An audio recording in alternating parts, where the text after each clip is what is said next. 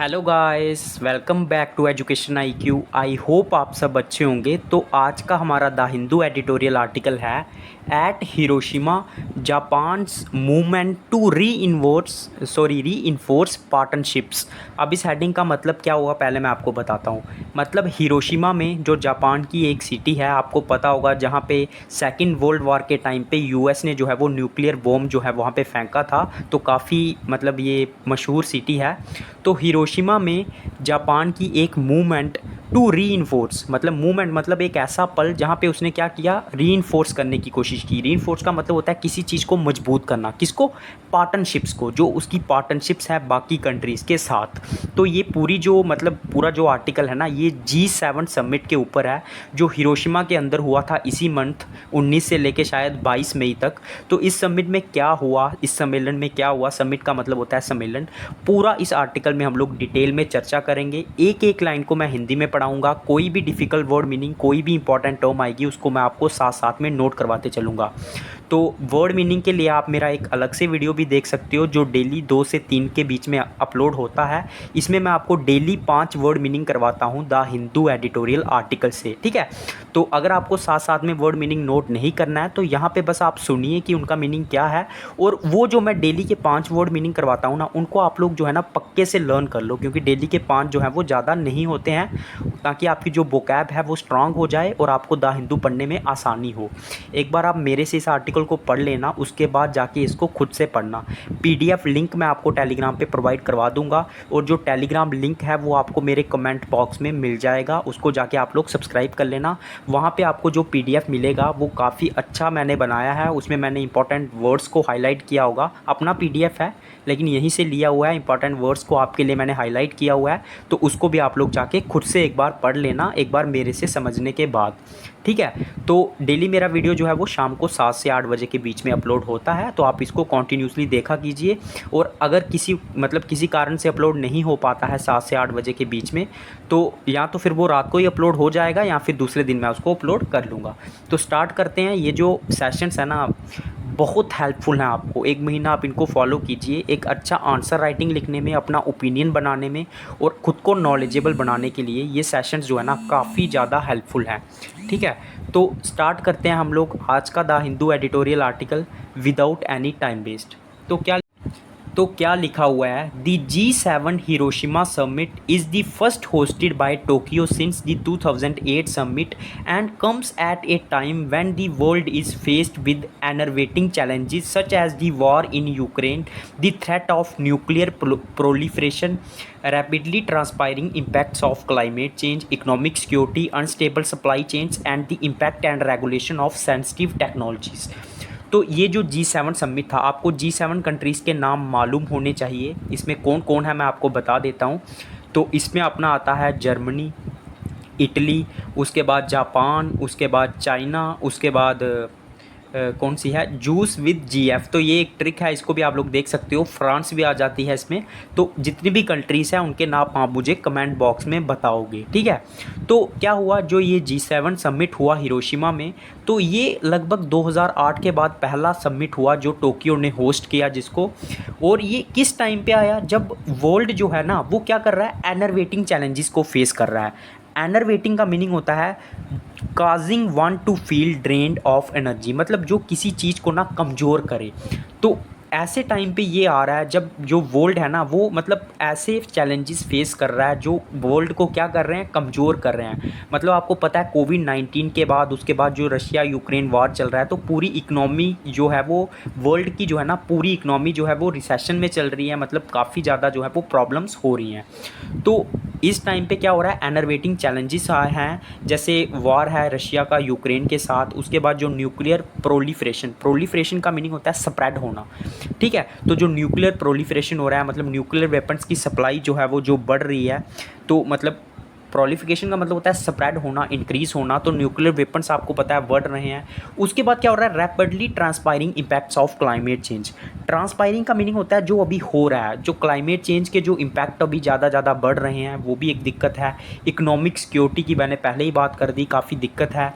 Unstable supply chains, जो supply chains हैं जो एक जगह से दूसरी जगह माल को लेके जाते हैं, सामान को, वो भी जो है क्या है, अनस्टेबल है, अस्थिर है। And the impact and regulation of sensitive technologies, और जो इम्पैक्ट हैं, जो प्रभाव हैं जो सेंसिटिव टेक्नोलॉजीज़ हैं, मतलब आपको पता है ना टेक्नोलॉजीज़ भी हमारे लिए बहुत ज़्यादा हानिकारक हैं, जो रेडिएशंस देती हैं, तो उसको वो भी इसमें इंक्लूड हो गई। While the agenda for the summit was expansive and ambitious, the imperative for the G7 countries led by Japan appeared to be centered around the means to consolidate approaches toward the most pressing global issues while walking respectively geopolitical tightropes। तो क्या लिखा हुआ है, while the agenda for the summit was expensive. Expensive का मतलब होता है बहुत बड़ा होना, मतलब जो एजेंडा था इस समिट का, इस सम्मेलन का, वो बहुत बड़ा था, एक्सपेंसिव था और एम्बिशियस था। मतलब एम्बिशियस का मतलब होता है जुनूनी होना, कुछ लक्ष्य रखना। उसके बाद क्या है, the imperative for G7 countries, और ये क्या था, इम्पेरेटिव का मतलब होता है मैंडेटरी होना, जरूरी था ये किसके लिए, G7 कंट्रीज़ के लिए, लेड बाय जापान, जिसको जापान ने लीड किया, appear to be centre around the mean.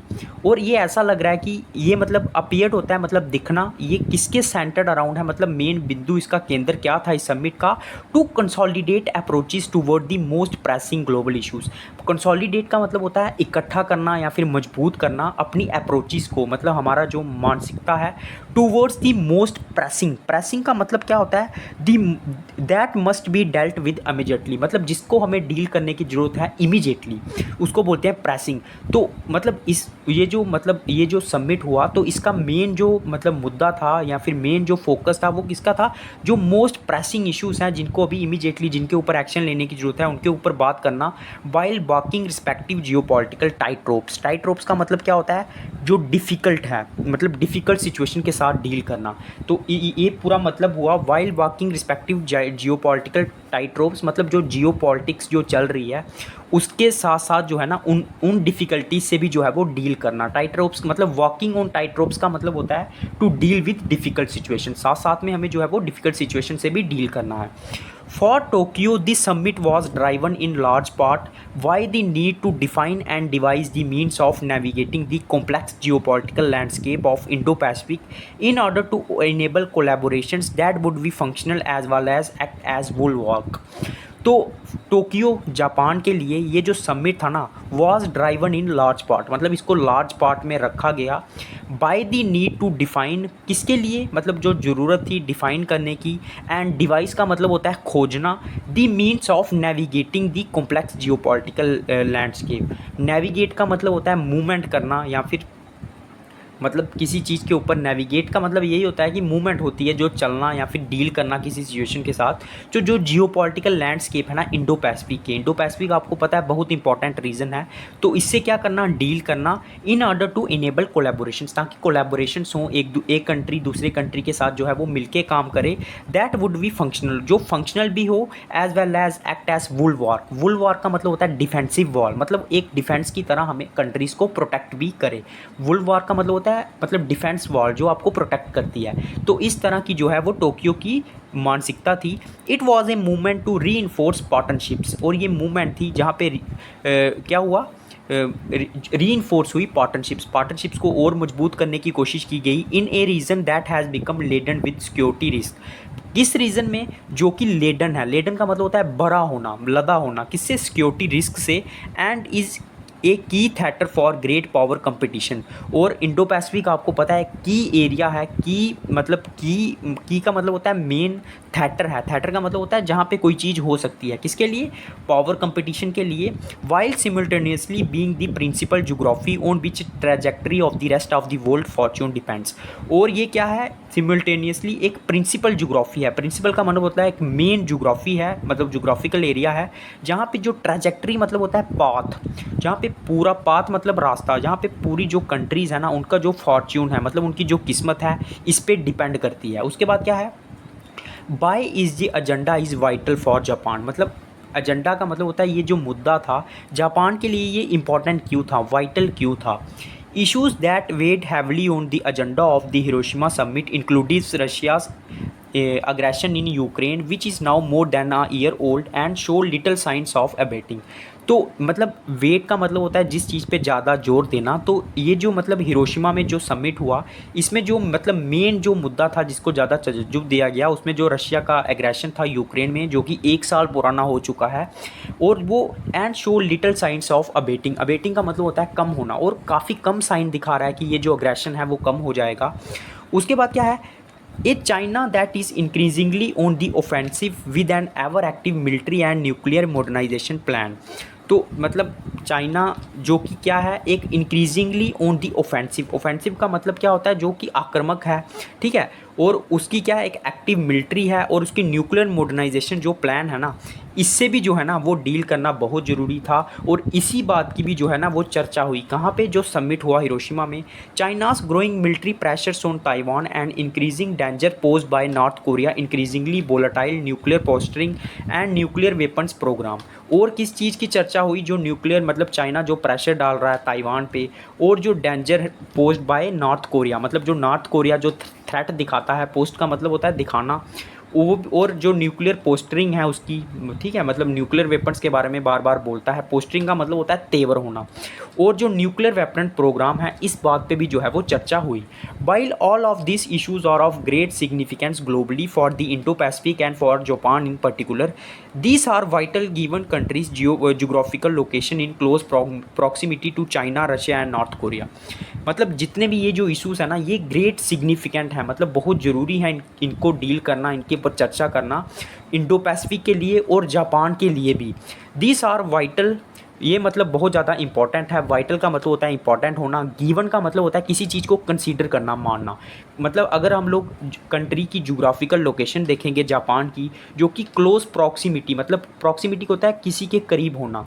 तो ये जो कंट्री है ना जापान, चाइना भी इसके मतलब बगल में है, रशिया भी, नॉर्थ कोरिया भी। तो इन बातों को देख के जो है ना, इन मुद्दों पर चर्चा करना बहुत ज़्यादा ज़रूरी था। Concurrently both in the weeks leading up to the summit, और जितनी भी ये कंट्री थी, इन्होंने इस समिट को जो है इसमें जो है वो पार्टिसिपेट किया। And during it Tokyo sought to set up collaboration in science and technology and progressed its objective of reinvigorating the country's chip industry.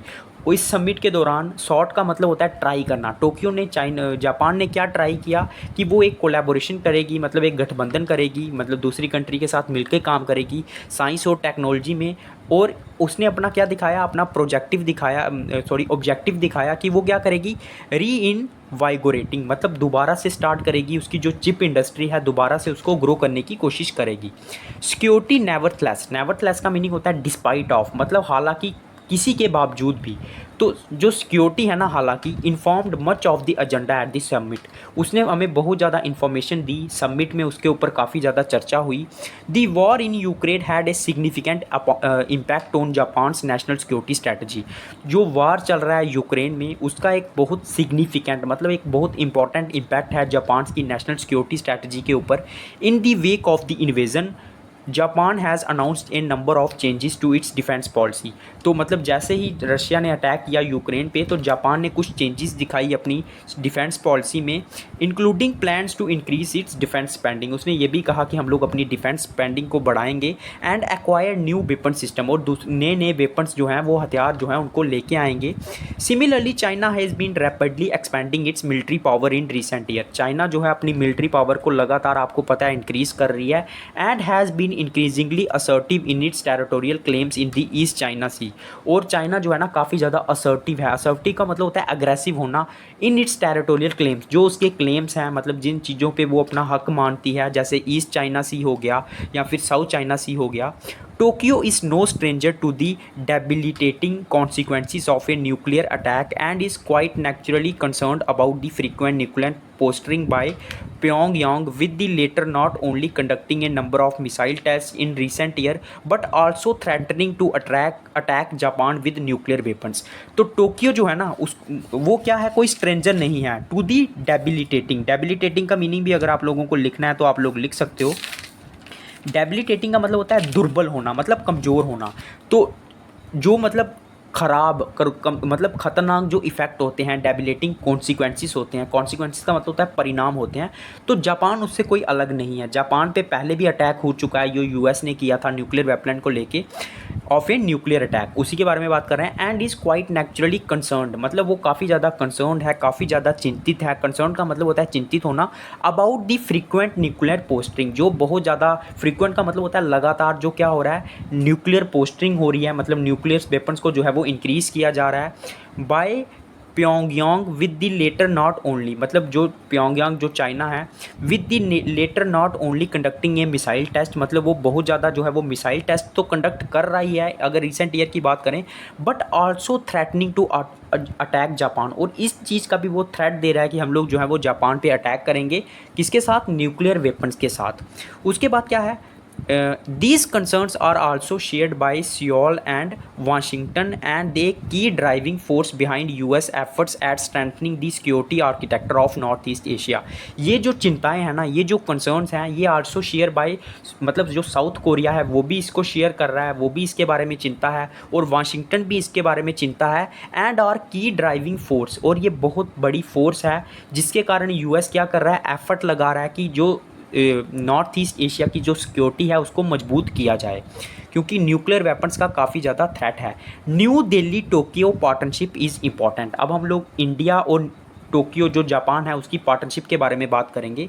Recent years have witness study collaboration between new Delhi and Tokyo, मतलब पिछले कुछ सालों में लगातार जो है collaboration हो रहा है, मतलब एक दूसरे के साथ हम लोग मिलके काम कर रहे हैं, किसके बीच में, इंडिया और टोक्यो के बीच में, जापान के बीच में, with regular joint military exercises and the progress of agreements on economic cooperation. Regular military exercises हो रही हैं हम दोनों कंट्रीज़ के बीच में, इंडिया और जापान के बीच में, और इकोनॉमिक कोऑपरेशन हो रहा है, मतलब हम लोग जो है वो मिलके काम कर रहे हैं इकोनॉमी के ऊपर भी। While Japan has been involve in the South Asian region through its involvement in several infrastructure initiatives, recent year have witnessed India partnering with Japan for advancing the same objective through the development of infrastructure project in third countries in the Indo-Pacific region। तो जो Japan है ना, इसको मैं आपको बताता हूँ highlight करके। जापान जो है वो इन्वॉल्व रहा है साउथ एशियन रीजन में through it's involvement in several infrastructure initiative, मतलब उसने कुछ इंफ्रास्ट्रक्चर, मतलब कुछ बिल्डिंग्स या फिर कुछ काम शुरू किए हैं, कहाँ पे, साउथ एशिया रीजन में। Recent year have witness, recent year में हमें पता चला है कि जो इंडिया है वो भी पार्टनरशिप कर रहा है जापान के साथ for advancing the same objective, ताकि वो भी क्या करे, इंफ्रास्ट्रक्चर को और बढ़ा सके through the development of infrastructure project in third countries in the Indo Pacific region. Indo Pacific region में उसको ज़्यादा से ज़्यादा बढ़ाया जाए। As two of the world's largest democracies, the continued cooperation between India and Japan is an important indicator of what sustained partnership can achieve in addressing the challenges of the 21st centuries। तो जो दो world की largest democracies हैं, इनके बीच में जो continued corporation है ना इंडिया और जापान के बीच में, ये एक इंपॉर्टेंट इंडिकेटर है। इंडिकेटर का मतलब होता है जो हमें कोई चीज़ बताता है। फॉर वट सस्टेन्ड पार्टनरशिप, मतलब लगातार जो पार्टनरशिप चलती है वो क्या अचीव कर सकती है in addressing the challenges of 21st century. जो 21st सेंचुरी में हमारे पास जो चुनौतियां हैं। दी G7 2023 summit was another opportunity for Japan and India to further strengthen their partnership and expand the scope of their shared interest। तो जो G7 summit है 2023 का, ये एक मतलब और एक इम्पॉर्टेंट अपॉर्चुनिटी थी किसके पास, जापान और इंडिया के पास, कि वो फर्दर स्ट्रेंथन कर सके अपनी पार्टनरशिप है, और जो उनका स्कोप है शेयर्ड इंटरेस्ट का, मतलब जो कॉमन इंटरेस्ट फ़ायदे जो दोनों कंट्रीज शेयर कर सकते हैं। Two key principle form the central basis for both Japan and India's role in the Indo Pacific. दो मेन प्रिंसिपल हैं, मतलब दो मेन प्रिंसिपल हैं जो कि सेंट्रल बेसिस फॉर्म करते हैं जापान और इंडिया में। इंडिया के साथ इंडिया जो रोल प्ले कर सकता है इंडो पैसिफिक में। First, the preservation of rule based order, मतलब एक रूल बनाना जिस पे दोनों कंट्रीज़ जो हैं वो काम करेंगी। प्रिंसिपल्स का मतलब भी रूल होता है। दूसरा क्या है, and second, opposition to any unilateral attempt to alter regional border, मतलब अपोज करना कोई भी यूनिलैटरल, मतलब अकेले जो है क्या करना, अटैम्प्ट करना। अल्टर का मतलब होता है चेंज करना जो रीजनल ऑर्डर चल रहा है, ये दूसरा कानून हो गया। बोथ कंट्रीज रीट्रीटेड दिस प्रिंसिपल्स, और ये जो कानून है ना, बार बार दोनों कंट्रीज इसको दोहराती हैं कि कोई भी यूनिलैटरल जो है वो प्रयास नहीं करेगा कि हम लोग जो है वो इस जो रीजनल ऑर्डर है साउथ एशिया का या एशिया का उसको हम लोग चेंज करेंगे, और ना ही हम लोग जो है वो दोनों रूल बेस्ड पे चलेंगे, मतलब जो हमने रूल बनाए हैं उसी के अकॉर्डिंग हम लोग काम करेंगे। तो दोनों ने इस बात को रिट्रीट किया है। रिट्रीट का मतलब होता है दोहाना। कहाँ पे? हिरोशिमा समिट में, जो भी रिसेंटली हुआ है, particularly with reference to Russia and China. और रेफरेंस को किया है रशिया और चाइना को, क्योंकि चाइना से जो है ना बहुत बड़ा खतरा है इंडो पैसिफिक में। Closer and stronger ties between India and Japan are significant for boosting middle power diplomacy in the region. जो क्लोजर और स्ट्रॉन्गर रिलेशन है ना, टाइज हैं इंडिया और जापान के बीच में, ये बहुत ज़्यादा सिग्निफिकेंट है, इंपॉर्टेंट है फॉर बूस्टिंग करने के लिए मिडल पावर डिप्लोमेसी, मतलब जो कूटनीति चल रही है ना मिडल पावर कंट्रीज़ में इस रीजन में। Advancing Shinzo Abe's legacy. Shinzo Abe legacy मतलब होता है जो आप पूरी विरासत छोड़ के जा रहे हो उसको एडवांस करना, आगे बढ़ाना। और शिंजो एबी कौन है? जो पुराने जापान के प्राइम मिनिस्टर थे। Fumio Kishida as the current Japanese prime minister is enthusiastically carrying forward the legacy of predecessor Shinzo Abe. तो जो अभी करंट प्राइम मिनिस्टर हैं जापान के, वो बहुत ज़्यादा एंथुसियास्टिकली हैं, मतलब इसका मतलब होता है बहुत ज़्यादा उत्साहित हैं, बहुत ज़्यादा जो है एकदम अलर्ट हैं, बहुत ज़्यादा एक्टिव हैं कैरी फॉरवर्ड करने के लिए उनकी जो लेगेसी थी, जो उनका पुराना प्रीडिसेसर था, थोड़ी उनको बोलते हैं Shinzo Abe, who was a strong advocate for Japan's active role in the world. वो वकालत करता था, सपोर्ट करता था जापान के एक्टिव रोल के लिए पूरे वर्ल्ड में। And worked determinedly to strengthen the country's tie with its allies. और बहुत ज़्यादा जो है ना दृढ़ निष्ठता से, डेटरमाइंड का मतलब होता है दृढ़ निष्ठता से काम करना, संकल्प के साथ काम करना, ताकि जो कंट्रीज़ के जो रिलेशन है उनकी एलाइज के साथ वो क्या हो? स्ट्रेंथन हो, मजबूत हो। उसके बाद क्या है? Mr Kishida's efforts are evident in the strong network building that has been undertaken and the Hiroshima summit which saw the participation of India, South Korea, Vietnam, Indonesia, Australia, Brazil among other is a further instance of Japan looking to build upon its relationship and transform them into partnership that would bolster the region। तो क्या है? जो उनके prime minister हैं उनके जो efforts हैं, प्रयास हैं, वो एविडेंट हैं, वो मतलब हमें दिख रहे हैं इन दी स्ट्रॉन्ग नेटवर्क बिल्डिंग, एक मतलब स्ट्रॉन्ग नेटवर्क बनाने में, दैट हैज़ बीन अंडरटेकन, जो उन्होंने मतलब जिस चीज़ का उन्होंने संकल्प लिया है। एंड द हिरोशिमा समिट, और जो समिट हुआ है ना इसने देखा है इसको, जिसमें इंडिया ने पार्टिसिपेट किया, बहुत सारी कंट्रीज़ ने जो है वो पार्टिसिपेट किया। तो एक किस्म का जो है वो एक नेटवर्क बनाने की कोशिश की जा रही है, कंट्रीज़ को जो है वो साथ लाने की कोशिश की जा रही है।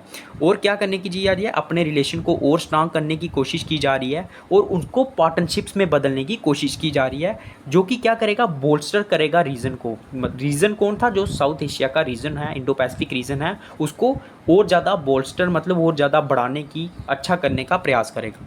His efforts saw agreements with the United kingdom, मतलब उनके जो एफर्ट्स हैं उनके प्राइम मिनिस्टर के जापान के, उन्होंने एग्रीमेंट किया यूके के साथ, ऑस्ट्रेलिया, यूएस, साउथ अफ्रीका और जो क्वाड कंट्रीज़ हैं Australia, India, Japan and US.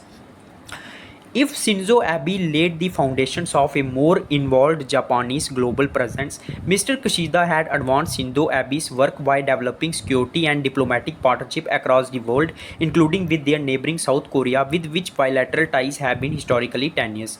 तो अगर जो उनके प्राइम मिनिस्टर हैं शिंजो एबी, मतलब जो उनके पुराने प्राइम मिनिस्टर थे, उन्होंने एक फाउंडेशन रखी थी, laid the foundation of a more involve Japanese global presence, मतलब उन्होंने एक फाउंडेशन रखी थी जिसमें जो जापान है वो अपनी प्रेजेंस दिखा रहा था पूरे वर्ल्ड में। अगर शिंजो ने ऐसा किया था तो जो मिस्टर किशिदा है ना, जो उनके नए प्राइम मिनिस्टर हैं, वो उस चीज़ को क्या कर रहे हैं? एडवांस कर रहे हैं, उनके काम को और आगे बढ़ा रहे हैं by developing security and diplomatic partnership. वो क्या कर रहे हैं? पार्टनरशिप्स बना रहे हैं बहुत सारी कंट्रीज़ के साथ, इंक्लूडिंग जो उसकी नेबरिंग कंट्रीज़ हैं जैसे साउथ कोरिया हो गया, with which bilateral ties have been historically 10 years. अगर हम लोग हिस्ट्री की बात करें तो साउथ कोरिया के साथ जापान के जो रिलेशन थे वो 10 ईयर्स थे, मतलब वो टेंस भरे थे, लेकिन अभी जो है वो थोड़े से अच्छे हो गए हैं। The Hiroshima summit reinforce Japan's reemergence as a critical security actor. तो जो हिरोशिमा समिट हुआ है ना, इसने री इन्फोर्स किया है, मतलब मजबूत किया है है जापान की री इमरजेंस को, मतलब दोबारा वो उभर के आ रही है as a critical security actor, मतलब एक अच्छा सिक्योरिटी प्रोवाइड करने वाला देश, which is increasingly willing to shape the emerging strategic contours of the Indo Pacific and the wider global order. जो क्या कर रहा है, बहुत ज़्यादा विलिंग है, मतलब चाहता है जो इमर्जिंग स्ट्रैटेजिक, मतलब स्ट्रैटेजिक है, प्रॉब्लम्स हैं, और जो इंडो पैसिफिक है उसका जो इंडो पैसिफिक एंड दी, मतलब जो प्रॉब्लम्स हैं उनको क्या किया जाए, टैकल किया जाए, जो भी इंडो पैसिफिक की प्रॉब्लम है, और क्या जो वाइडर ग्लोबल ऑर्डर है उसको सही किया जाए। तो इसके लिए जापान जो है ना वो काफ़ी ज़्यादा विलिंग है, मतलब चाहता है। तो ये था आज का द हिंदू एडिटोरियल आर्टिकल। जिसने पूरा वीडियो देखा है तुरंत अभी लाइक करेगा और कमेंट करेगा, जिसको भी समझ में आया है। अगर आपको समझ में नहीं भी आया है तो टेलीग्राम में आपको डिस्क्रिप्शन में प्रोवाइड कर दूंगा, एक दो बार खुद से रीड करना। द हिंदू थोड़े टफ वर्ड यूज़ करता है लेकिन फिर भी आपको समझ में आ जाएगा, आपके लिए मैंने आसान कर दिया है। तो जिसने वीडियो देखा है टेलीग्राम तो सब्सक्राइब कर लेना, वहाँ पे आपको पीडीएफ मिल जाएगा हाईलाइटेड फॉर्म में, और चैनल को सब्सक्राइब कर लेना। जो नया बच्चा जुड़ा है बेल आइकन को दबा देना ताकि जब भी मेरा नेक्स्ट वीडियो आएगा आपको नोटिफिकेशन मिलेगा। मंडे टू सैटरडे डेली मेरा वीडियो आता है, शाम को 7 से 8 बजे के बीच में अपलोड होता है। अगर किसी कारणवश अपलोड नहीं होता है तो वो मैं दूसरे दिन अपलोड कर देता हूँ, या फिर रात को 10 बजे तक जो है वो अपलोड हो जाता है। ठीक है, तो देखते रहिए कंटिन्यूसली। जय हिंद।